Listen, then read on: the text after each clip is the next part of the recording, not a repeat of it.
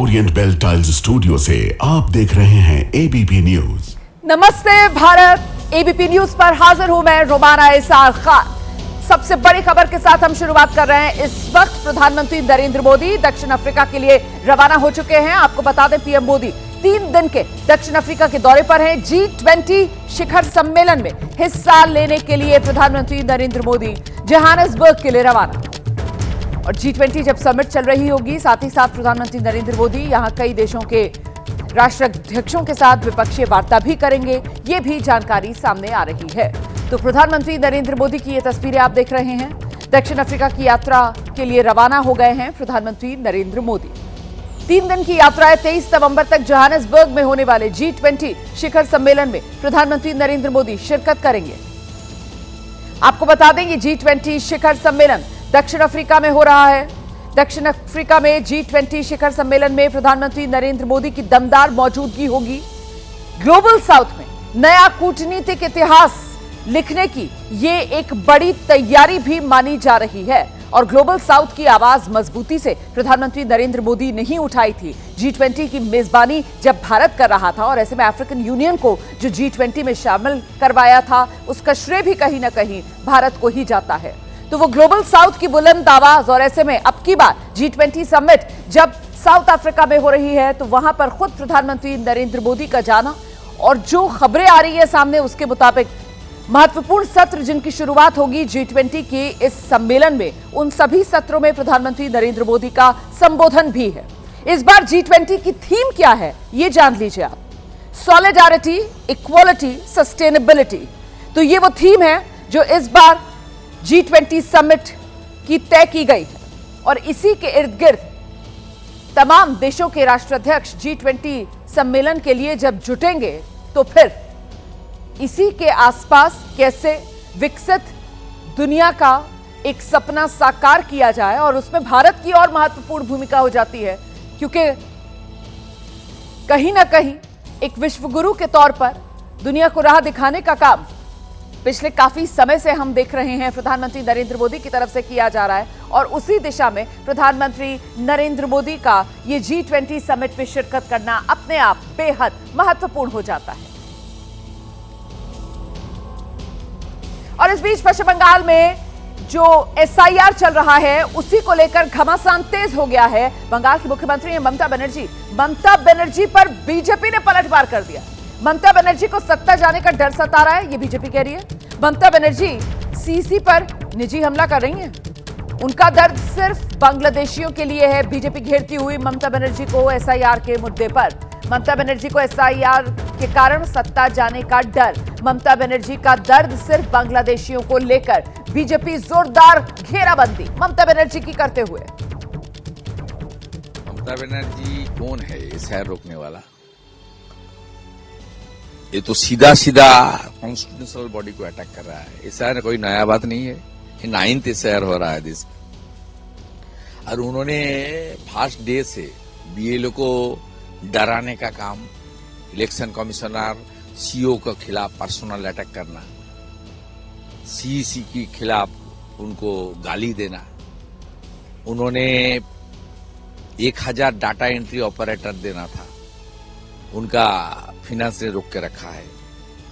जो remuneration election commission देने के लिए अप्रूव किया है, वो रोक के रखा है। वो कौन है? 7 फरवरी में फाइनल वोट लिस्ट नहीं होगा तो अप्रैल में चुनाव नहीं होगा। चुनाव नहीं होगा तो संविधान में लिखा हुआ है क्या होने वाला है। अपनी कुर्सी जाने के लिए वो हल्ला बोल कर रहा है, सत्ता जाने का डर है। दरअसल बिहार में बम्पर जीत के बाद बीजेपी का अब अगला मिशन पश्चिम बंगाल है। ममता बनर्जी ने चुनाव आयोग को चिट्ठी लिखी है, SIR पर फिर से सवाल खड़े किए हैं, और उसी को लेकर यह सियासत गर्मा गई है। इस चिट्ठी में ममता बनर्जी ने SIR से पैदा हुए हालात को चिंताजनक बताया। साथ ही इस प्रक्रिया को अव्यवस्थित करार देते हुए इसे खतरनाक बताया। जो वोटर्स है, सिटीजन्स है, वो सुसाइड कर रहा है, तो BLOs भी सुसाइड कर रहा है। ममता बनर्जी जो खत लिखा वो तो एकदम सही लिखा। लेकिन ममता बनर्जी की ये दलील बीजेपी को हजम नहीं हो रही।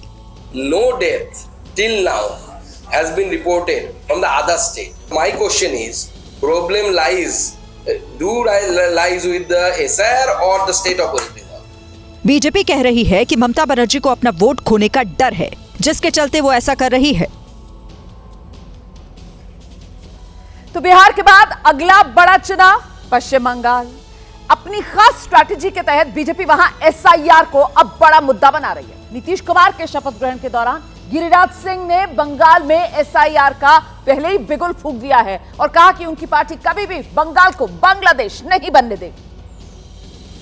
एसआईआर का विरोध कर रही ममता बनर्जी को गिरिराज सिंह ने एक बार फिर अवैध बांग्लादेशियों का हमदर्द बताया। दीदी जिस ढंग से एसआईआर में बांग्लादेशियों को बचाने का काम कर रही है, भारतीय जनता पार्टी बंगाल को बांग्लादेश नहीं बनने। उधर ममता बनर्जी एसआईआर को मेंटल टॉर्चर की संज्ञा देती दिखी। सोशल मीडिया पर उन्होंने लिखा, जब से बंगाल में एसआईआर शुरू हुआ तब से 28 लोगों की जान जा चुकी है। इनमें कुछ डर से, कुछ अनिश्चितता की वजह से मरे, तो कई सरकारी कर्मचारी स्ट्रेस और काम के ओवरलोड से खत्म हो गए। सीएम ममता ने अपनी इसी लाइन पर इलेक्शन कमीशन को बाकायदा चिट्ठी भी लिखी। अब उनकी पार्टी बीजेपी को चिढ़ा रही है। बंगाल कभी बीजेपी का था ही नहीं और फ्यूचर में कभी भी बीजेपी का होगा भी नहीं। एसआईआर इकलौता ऐसा मुद्दा है जिस पर चुनाव से पहले दोनों पार्टियां आमने सामने हैं।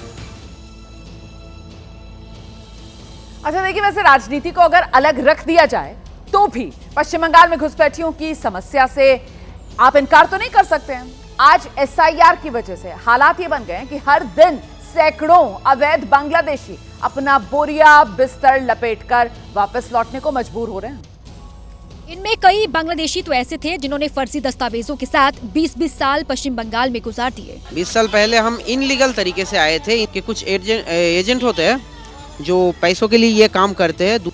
एसआईआर के बाद पकड़े जाने के डर से सब पहले ही वापस चले जा रहे हैं। 10-12 साल हो गए।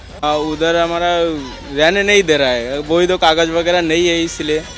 नॉर्थ 24 परगना जिले के हाकिमपुर चेक पोस्ट के रास्ते वापस जा रहे किसी भी व्यक्ति के पास भारतीय दस्तावेज नहीं थे। ये लोग का पास कोई इंडियन डॉक्यूमेंट्स नहीं है, इसीलिए वो लोग वेस्ट बंगाल, पश्चिम बंगाल और वो आसपास का जिला और कोलकाता से जो लोग रहते हैं वो लोग अभी बांग्लादेश लड़ रहे हैं। पश्चिम बंगाल से बांग्लादेशियों के लौटने की इकलौती वजह अभी एसआईआर है। ब्राजील में भयंकर आग की वजह से हाहाकार मचा हुआ है। देखिए, जो तस्वीरें आ रही हैं ब्राजील से वो काफी डराने वाली हैं। ब्राजील संयुक्त राष्ट्र जलवायु सम्मेलन में ये आग का तांडव देखने के लिए मिला है। COP30 क्लाइमेट समिट का आयोजन हो रहा था और इसी दौरान उसी जगह पर ये आग लग गई। मुख्य स्थल ब्लू जोन में भीषण आग लगी। अचानक आग लगने से अफरा तफरी मच गई। हजारों लोगों को सुरक्षित बाहर निकाल लिया गया। हादसे में किसी के भी हताहत होने की खबर नहीं है। ये गनीमत रही। एक बड़ा हादसा हो सकता था, लेकिन वक्त रहते एक्शन और उसी के चलते सभी जिंदगियां बच गई। तो COP30 का ये पवेलियन है और ये मुख्य पवेलियन बताया जा रहा है। ब्लू जोन था जहां पर ये आग लगी थी और देखिए आग लगने के बाद कैसी अफरा तफरी। वो तो गनीमत ये रही कि सभी सुरक्षित समय पर बाहर आ गए, वरना तो कई जान जा सकती थी, बड़ा जान का नुकसान हो सकता था। ब्राजील में आग के तांडव की ये 3 तस्वीरें आपके सामने।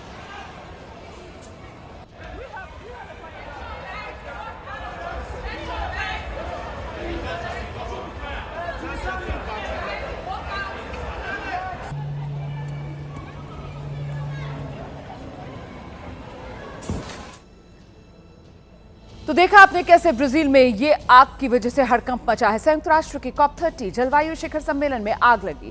जो मुख्य स्थल था ब्लू जोन, वहां पर अचानक से आग भड़क गई। आग के लगते ही अफरा तफरी, हजारों लोगों को सुरक्षित बाहर निकाल लिया गया।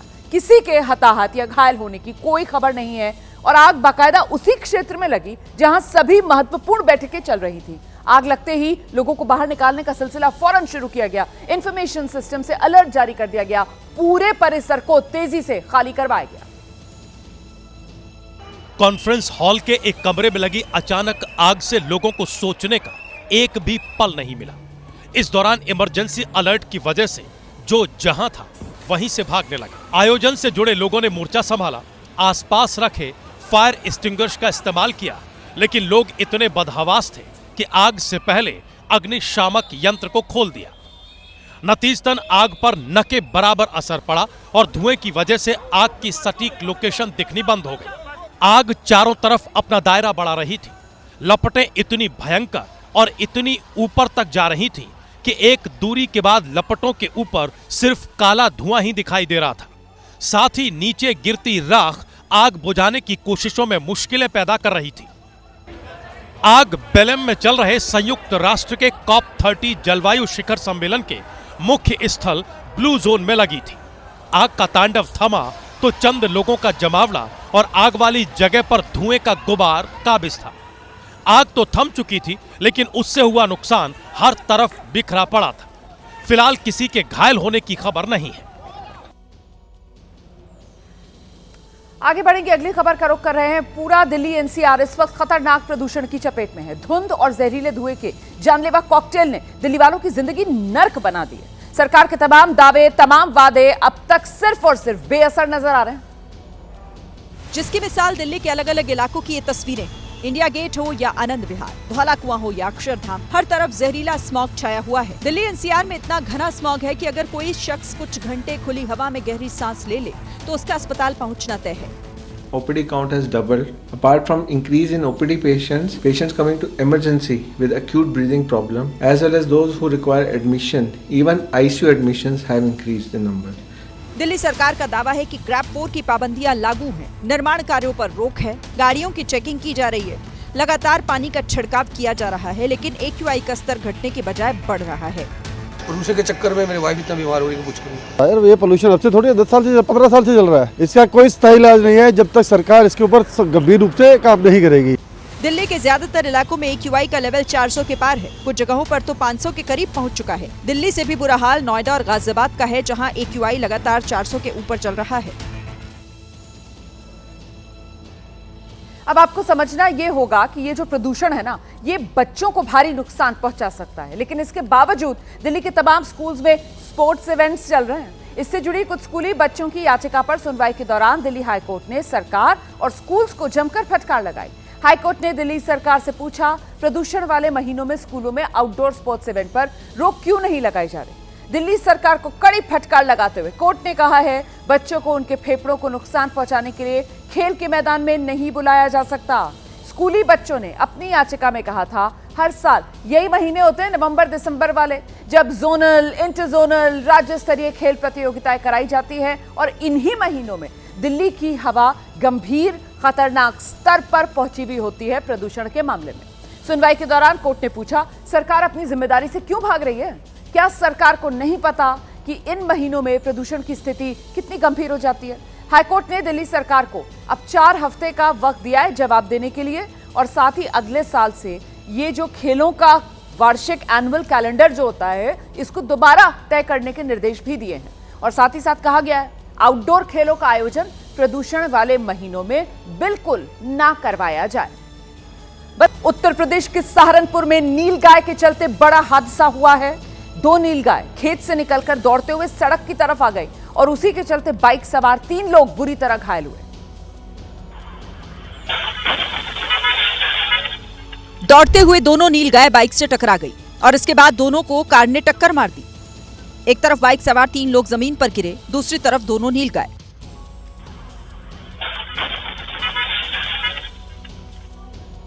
कोई कुछ समझ पाता हादसा कैसे हुआ। तब तक एक नीलगाय उठकर भाग गई, जबकि दूसरी वहीं तड़पती रही, और कुछ ही देर में उसने दम तोड़ दिया। टक्कर इतनी जबरदस्त थी कि नीलगाय हवा में करीब 10 फीट तक ऊपर उछल गए। खतरनाक टक्कर के बाद कार वाला करीब 100 मीटर दूर जाकर रुका। वो तो गनीमत रही कि बाइक पर सवार तीनों लोगों के सिर पर चोट नहीं आई, वरना किसी की जान ना बच पाती। राहगीरों ने फौरन बाइक सवारों को उठाया, अस्पताल पहुंचाया। बताया जा रहा है कि एक ही परिवार के 3 लोग शादी समारोह में जा रहे थे, तभी टिहोली गांव के पास ये हादसा हो गया।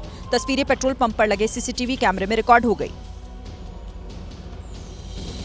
उधर तेलंगाना के सिद्दीपेट से एक ऐसी तस्वीर सामने आई है जिसे देखकर आपकी रूह कांप जाएगी। तेज रफ्तार कार ने बाइक को जोरदार टक्कर मारी। हादसे की तस्वीरें सामने हैं।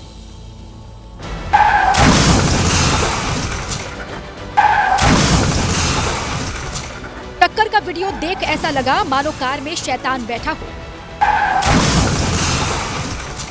कार ने बाइक में ऐसी टक्कर मारी जिससे बाइक सवार कई फीट उछल गया।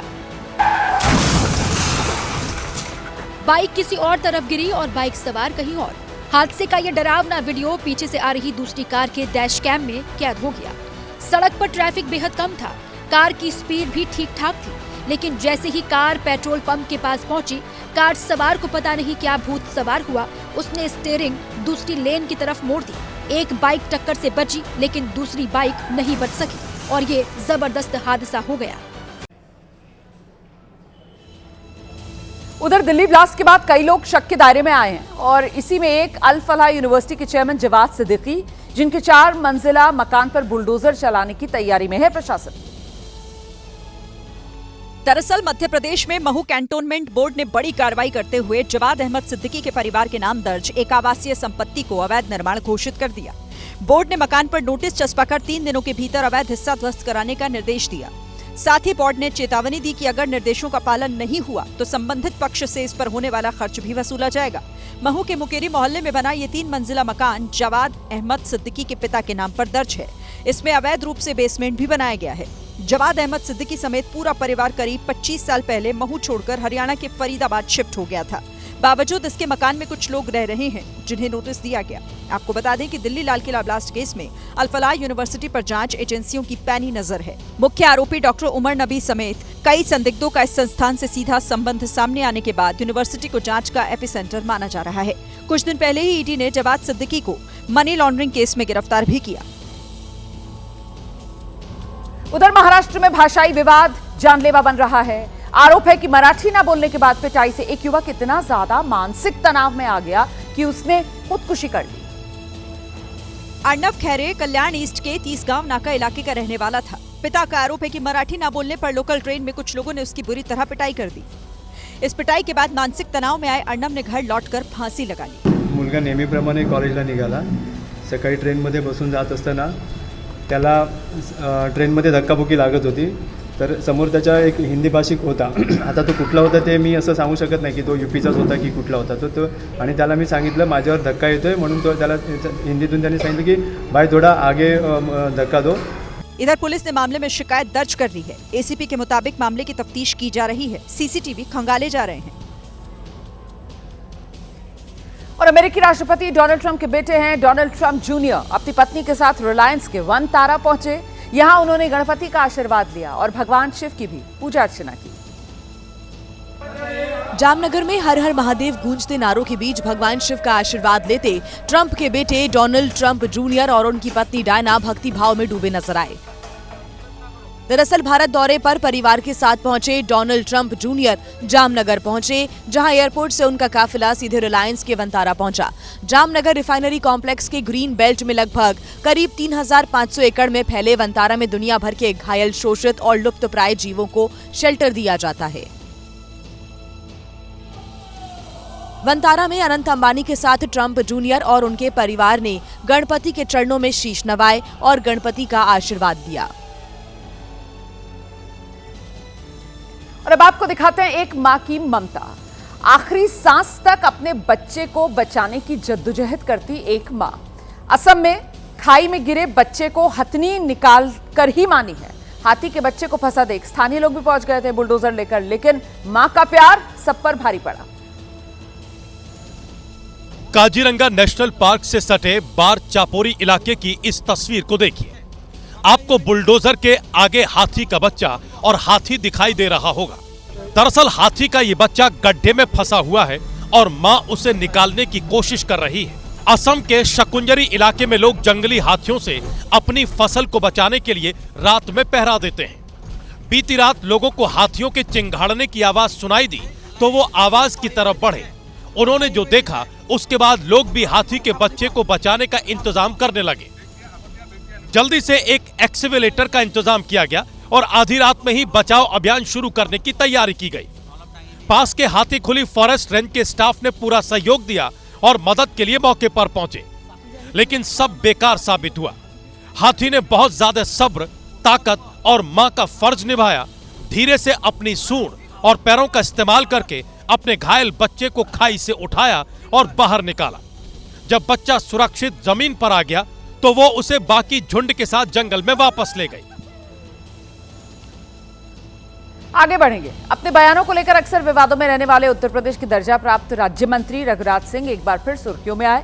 इस बार उनके निशाने पर अलीगढ़ मुस्लिम यूनिवर्सिटी रही। रघुराज सिंह ने कहा कि अलीगढ़ की इस यूनिवर्सिटी से आतंकवादी निकलते हैं। अलीगढ़ मुस्लिम यूनिवर्सिटी की भी जांच होनी चाहिए, क्योंकि अलीगढ़ मुस्लिम यूनिवर्सिटी से भी बड़े बुरहान बानी जैसे लोग आतंकवादी पकड़े गए। रघुराज सिंह यही नहीं रुके, उन्होंने ये भी दावा किया कि मदरसों और मस्जिदों को बंद कर देना चाहिए। जितने भी आतंकवादी निकले हैं आज तक भी मदरसों से या फिर मस्जिद से, इसलिए ये मदरसे और मस्जिद दोनों ही तत्काल बंद देश में कर देने चाहिए। इधर विपक्ष ने बयान को भड़काऊ बताया कि हिंदू मुसलमान करते हुए उत्तर प्रदेश भारतीय जनता पार्टी के तमाम लोग मानसिक रूप से विक्षिप्त हो गए, उन्हें जनता के मुद्दों की परवाह नहीं है। हालांकि बीजेपी ने बयान को निजी बताकर मामले से पल्ला झाड़ लिया कि आगे बढ़ेंगे। मध्य प्रदेश के बैतूल जिले में 3.5 साल के मासूम के साथ टीचर की बेरहमी का मामला सामने आया। आरोप है बच्चे को स्कूल में 2 दिन तक अमानवीय यातना दी गई। 17 नवंबर को बच्चे को सिर पर मारा, 18 नवंबर को भी बच्चे के साथ फिर वही दोहराया। ये सनसनीखेज और गंभीर आरोप मासूम छात्र शिवांश के परिजनों के हैं। हाथ भी नहीं लगाती हूँ, आज तक मारा कि उसकी मम्मी से पूछ लो।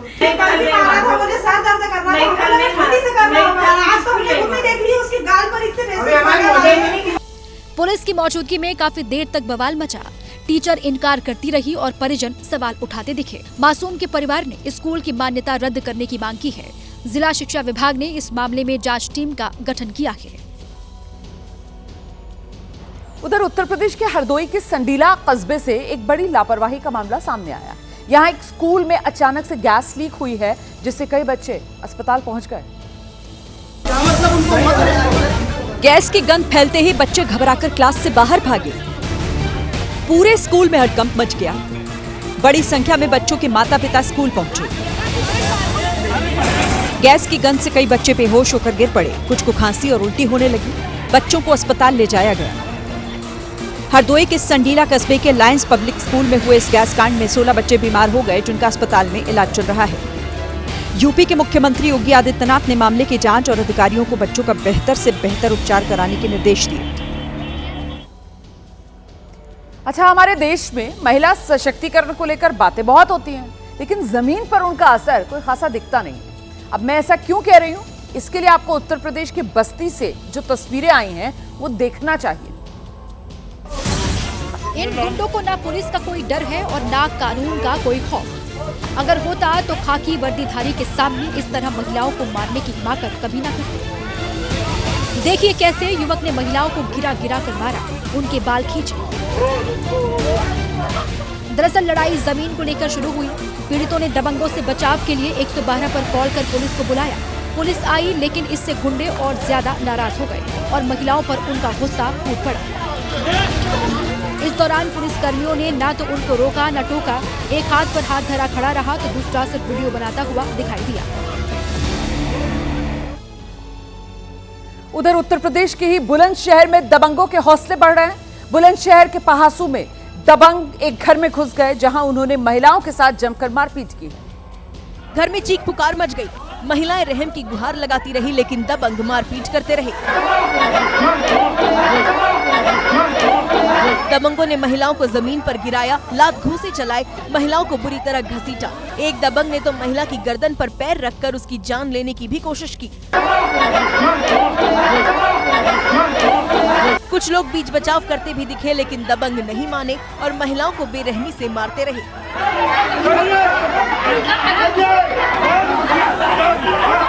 तस्वीरें बुलंदशहर के पहासू कस्बे की है। आरोप है कि दबंगों ने परिवार के कुछ लोगों को जान से मारने की धमकी भी दी। दिल्ली की तिहाड़ जेल में कैदियों का अकेलापन दूर करने के लिए एक गौशाला खोली गई है। जेल में बंद वो कैदी जिनसे कोई मिलने नहीं आता, अब गायों के बीच अपना समय बिता पाएंगे।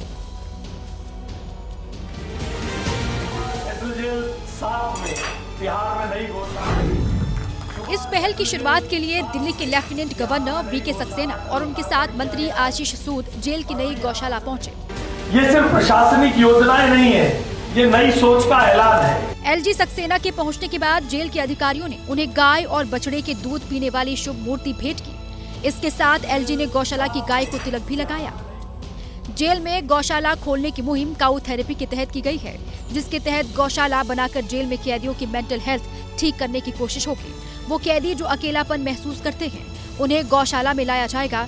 उस गौशाला में काम करके कैदी घी, दूध, छाछ और गाय के उपलों से होने वाले बिजनेस से कमाई भी कर पाएंगे। फिलहाल जेल की गौशाला में 10 गायों को रखा गया है। इनकी संख्या और आगे बढ़ेगी। उधर मध्य प्रदेश के कूनो नेशनल पार्क से खुशखबरी सामने आई है। कूनो नेशनल पार्क में भारत में ही जन्मी मादा चीता मुखी ने 5 शावकों को जन्म दिया है, जो कि चीता प्रोजेक्ट की बड़ी सफलता मानी जा रही है। सामने आई तस्वीरों में मादा चीता मुखी 5 शावकों के साथ कूनो नेशनल पार्क में आराम करती दिखी। वहीं एक्स पोस्ट के जरिए मध्य प्रदेश के मुख्यमंत्री मोहन यादव ने बताया कि सभी शावक स्वस्थ हैं। उन्होंने 5 शावकों के जन्म को चीता रीइंट्रोडक्शन इनिशिएटिव की बड़ी सफलता करार दिया। कूनो नेशनल पार्क में 5 शावकों के जन्म से अलग अलग प्रजाति के चीतों की आबादी बढ़ाने की उम्मीद को भी मजबूती मिली है। आपको बता दें कि साल 2022 में अफ्रीका से 8 चीतों को कूनो नेशनल पार्क लाया गया था। 252 करोड़ के एमडी ड्रग्स मामले के तार अंडरवर्ल्ड से जोड़कर देखे जा रहे हैं। गिरफ्तार आरोपी के बयान के आधार पर मुंबई पुलिस ने सोशल मीडिया इन्फ्लुएंसर औरी को पूछताछ के लिए बुलाया है। लेकिन औरी मुंबई के घाटकोपर में क्राइम ब्रांच के दफ्तर नहीं पहुंचा। औरी के वकील ने एंटी नारकोटिक्स सेल में पुलिस से कुछ दिन का वक्त मांगा। एमडी ड्रग्स केस में गिरफ्तार आरोपी सलीम शेख ने अपने बयान में सोशल मीडिया इन्फ्लुएंसर औरी का नाम लिया था और उसका कनेक्शन अंडरवर्ल्ड से बताया था। सलीम शेख ने अपने बयान में कई खुलासे किए थे, जिसमें उसने एक दावा ऐसा भी किया था कि औरी अंडरवर्ल्ड डॉन दाऊद इब्राहिम के भांजे का खास दोस्त है। सलीम शेख ने यह भी दावा किया था कि औरी ड्रग्स लेता के औरी पर ड्रग्स की पार्टियों में शामिल होने का भी आरोप है। सलीम शेख ने पूछताछ में बॉलीवुड के कुछ सितारों के भी नाम लिए थे, जिन्हें क्राइम ब्रांच की टीम जल्द पूछताछ के लिए बुलाएगी। उधर अमेरिका से भारत लाए गए लॉरेंस बिश्नोई के भाई अनमोल बिश्नोई को 11 दिन की एनआईए रिमांड में भेजा गया है। लेकिन कोर्ट में एनआईए ने अनमोल बिश्नोई और उसके करीबी गैंगस्टर्स के बारे में कई सनसनीखेज खुलासे भी हुए। एनआईए ने अदालत में दावा किया कि अनमोल बिश्नोई आतंकी और गैंगस्टर्स के गठजोड़ वाले क्रिमिनल टेरर सिंडिकेट का हिस्सा है। ये नेटवर्क देश और विदेश में बैठकर टारगेट किलिंग करवाता है। सिंडिकेट युवाओं की भर्ती, पैसों की व्यवस्था और सोशल मीडिया के जरिए दहशत फैलाने जैसे काम करता रहा है। एनआईए ने भी दावा किया कि पूरा नेटवर्क बब्बर खालसा इंटरनेशनल जैसे आतंकी संगठनों से जुड़ा हुआ है। एनआईए के मुताबिक ये हत्याएं ठीक वैसे ही होती हैं जैसे 90 के दशक में मुंबई अंडरवर्ल्ड के समय हुआ करता था। सिद्धू मूसेवाला, राजू ठेठ और प्रदीप कुमार की हत्या इसी पैटर्न का हिस्सा थी। हमारे पड़ोसी देश नेपाल में एक बार फिर से टकराव वाले हालात हैं और इस बार जेन जी कम्युनिस्ट नेताओं के साथ भिड़ गए हैं। हालात तो इतने खराब हो गए, कई इलाकों में कर्फ्यू तक लगाना पड़ा है। इस बार जेनजी के विद्रोह की तस्वीरें नेपाल के 12 जिले से आई। जैसे ही कम्युनिस्ट पार्टी के नेता एयरपोर्ट पर एंटी गवर्नमेंट रैली को संबोधित करने पहुंचे, हालात बेकाबू हो गए। सैकड़ों युवा एयरपोर्ट के बाहर इकट्ठा हो गए और सीपीएन यूएमएल के कार्यकर्ताओं के साथ भिड़ गए। पथराव और मारपीट से माहौल खराब हो गया और नौबत कर्फ्यू लगाने तक की आ गई।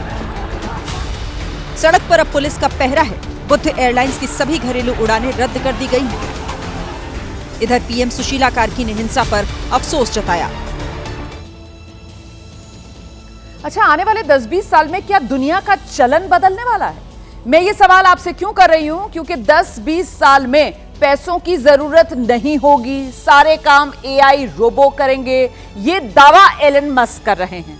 उन्होंने तो यहां तक कह दिया कि दुनिया से गरीबी को मिटाने के लिए एआई ही काम आएगा। यानी एलन मस्क की माने तो दुनिया को सही से चलाने के लिए किसी सरकार, नेता, ब्यूरोक्रेट या बड़े बड़े पैसे वालों की जरूरत नहीं। ये काम तकनीक की मदद से होगा। But AI and humanoid robots will actually eliminate poverty. But there is only basically one way to make everyone wealthy, and that is AI and robotics. Elon Musk की माने तो ये काम कोई 50 या 100 साल में नहीं बल्कि 10 या 20 साल के अंदर ही होने वाला है और तब काम ऑप्शनल हो जाएगा। My prediction is that work will be optional. इन्हीं भविष्यवाणियों की लिस्ट में सबसे चौंकाने वाली भविष्यवाणी ये थी कि भविष्य में पैसों की जगह भी एआई ले लेगा। Improvement in AI and robotics, which this seems likely, the money will stop being relevant at some point in the future. Elon Musk ने ये भविष्यवाणियां यूएस सऊदी इन्वेस्टमेंट फोरम में कही है। महाराष्ट्र की महायुति सरकार में खटपट की खबरों पर विराम लग रहा है, ऐसा लग रहा है, क्योंकि अब खबर आई है महायुति के भीतर नेताओं के दल बदल पर रोक लग गई है। एकनाथ शिंदे ने इस बारे में अपने मंत्रियों पदाधिकारियों को आदेश दे दिया है। बीते 3 दिनों से महाराष्ट्र में शिवसेना शिंदे गुट की नाराजगी की खबरें सुर्खियों में थी। उसके पीछे वजह बताई गई, शिवसेना के कुछ पदाधिकारियों का बीजेपी में चले जाना। इससे शिवसेना शिंदे गुट नाराज था और वो भी दूसरी तरफ के असंतुष्ट पदाधिकारियों को अपने पक्ष में लाने को कार्यक्रम बना रहा था। इसे बीजेपी और शिंदे शिवसेना में बड़ी दरार की तरह देखा जा रहा है, लेकिन अमित शाह के साथ एकनाथ शिंदे की मुलाकात के बाद वो दरार अब बढ़ती नजर आ रही है, क्योंकि शिंदे ने अपने मंत्रियों और पदाधिकारियों को निर्देश दिए हैं कि मित्र पक्ष दल बदल नहीं किया जाएगा। खबर है कि दिल्ली में डिप्टी सीएम एकनाथ शिंदे ने शाह को बताया कि महायुति के कुछ नेता महाराष्ट्र स्थानीय निकाय चुनाव में सत्तारूढ़ गठबंधन का माहौल खराब करने की कोशिश कर रहे हैं और ऐसे व्यवधान महायुति की जीत में मुसीबत बन सकते हैं और विपक्ष को लाभ पहुँचा सकते हैं। दूसरी तरफ जनता और कार्यकर्ताओं में भी महायुति को लेकर भ्रम पैदा हो रहा है। इससे महायुति की जीत में बाधा पड़ सकती है। ऐसे में इस तरह के कदम से बचें। दिल्ली, मुंबई, गुरुग्राम में ईडी की छापेमारी चल रही है। बड़ी खबर आपको बता दें, करीब 1 करोड़ 35 लाख रुपए की संपत्ति जब्त हुई है। मनी लॉन्ड्रिंग के मामले में ईडी का ये एक्शन चल रहा है। लीवे लॉजिस्टिक्स पर 173 करोड़ के घोटाले का आरोप है। तो ये लीवे लॉजिस्टिक्स है और इसी पर 173 करोड़ के घोटाले का आरोप और इसी सिलसिले में ईडी का ये एक्शन, जिसके तहत 3 अलग अलग शहर हैं, दिल्ली है, मुंबई है, गुरुग्राम है, जहां ईडी की छापेमारी चल रही है। सीधे आपको लेकर चलेंगे, सूरज ओझा इस वक्त हमारे साथ मौजूद हैं, उन्हीं से जानते हैं क्या और डिटेल्स मिल रही हैं। सूरज जी बिल्कुल, देखिए सीबीआई द्वारा दर्ज एक एफआईआर में ये बात सामने आई थी कि करीबन 167.5 करोड़ का क्रेडिट फॉर बैंक क्रेडिट का दुरुपयोग किया गया है, जिसके बाद जो और जांच की गई तो पता चला कि फंड डाइवर्जन, राउंड ट्रिपिंग और असंबंधित कंपनियों को भुगतान करने जैसा एलसी का दुरुपयोग कर बैंकों को धोखा दिया गया। इस तमाम मामले की जब जांच शुरू की गई तो अलग अलग जगह पर छापे मारे गए। फिलहाल इस मामले में 1.35 करोड़ की संपत्ति जब्त की गई है। जी बहुत शुक्रिया आपका इस तमाम जानकारी के लिए सूरज। आगे बढ़ रहे हैं, पश्चिम बंगाल और झारखंड में ईडी बड़ी छापेमारी कर रही है। ये दोनों राज्य, पश्चिम बंगाल भी और झारखंड भी, यहाँ करीब 40 जगह बताई जा रही है जहां पर ईडी की छापेमारी चल रही है। दरअसल कोयला माफिया की तलाश में ये छापेमारी चल रही है। ईडी को कोयला माफिया नरेंद्र खारकर की तलाश है। नरेंद्र खारकर के सॉल्ट लेक स्थित आवास पर भी छापा मारा गया है। तो ये कोयला माफिया है और कोयला माफिया पर ईडी का शिकंजा कसता हुआ 2 राज्य हैं और इन दोनों राज्यों में 40 अलग अलग जगह पर छापेमारी। पश्चिम बंगाल और झारखंड में ईडी की बड़ी छापेमारी। कोयला माफिया नरेंद्र खारकर को तलाश रही है ईडी। नरेंद्र खारकर का सॉल्ट लेक स्थित आवास, वहां पर भी ईडी ने छापा मारा है।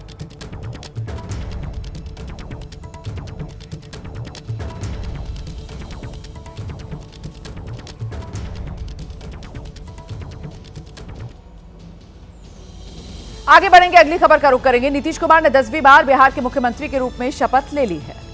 पटना के गांधी मैदान में हुए इस शपथ ग्रहण समारोह में पीएम मोदी समेत एनडीए शासित राज्यों के मुख्यमंत्री शामिल हुए।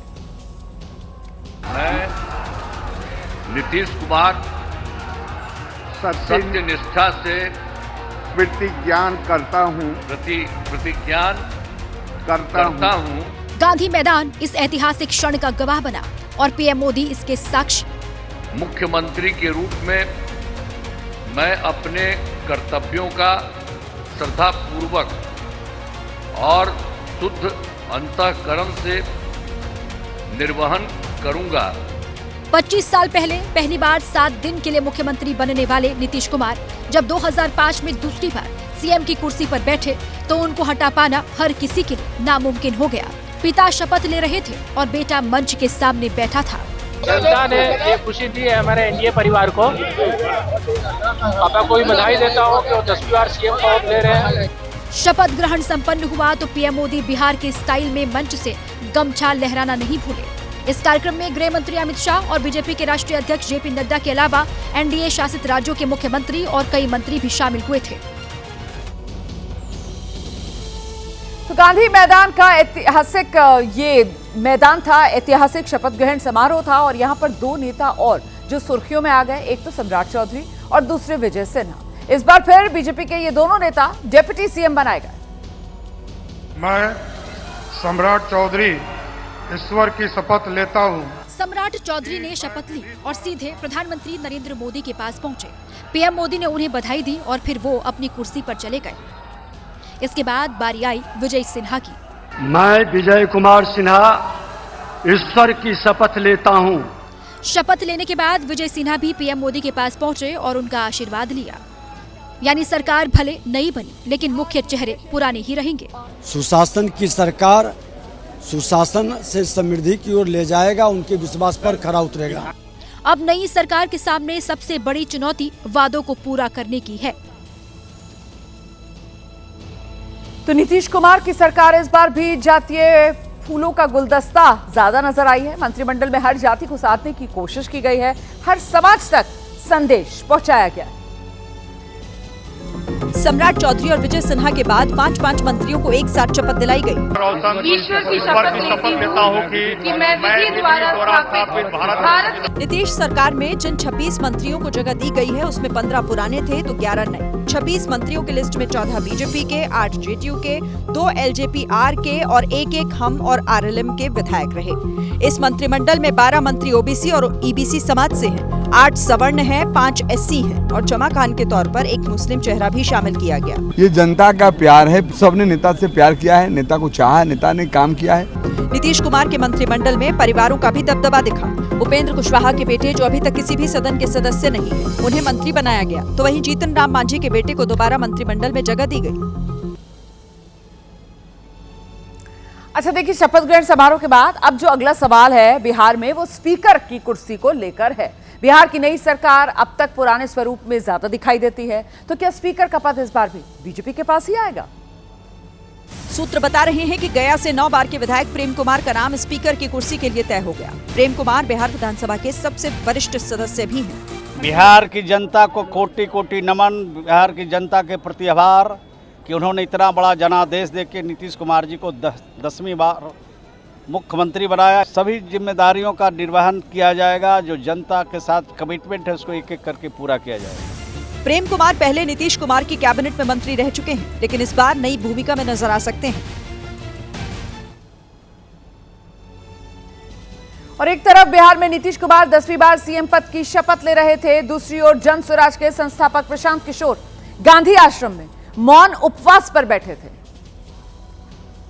पश्चिमी चंपारण के भीतिहरवा में मौजूद ये वही गांधी आश्रम है जहां आज से 3 साल पहले प्रशांत किशोर ने 3,500 किलोमीटर लंबी पदयात्रा शुरू की थी।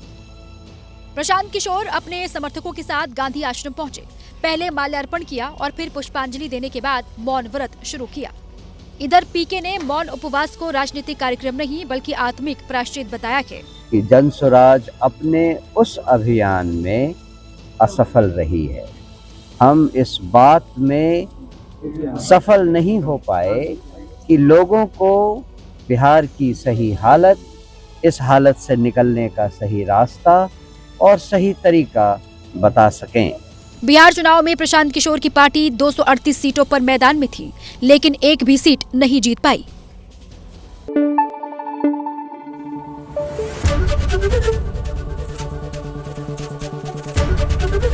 एबीपी न्यूज आपको रखे आगे।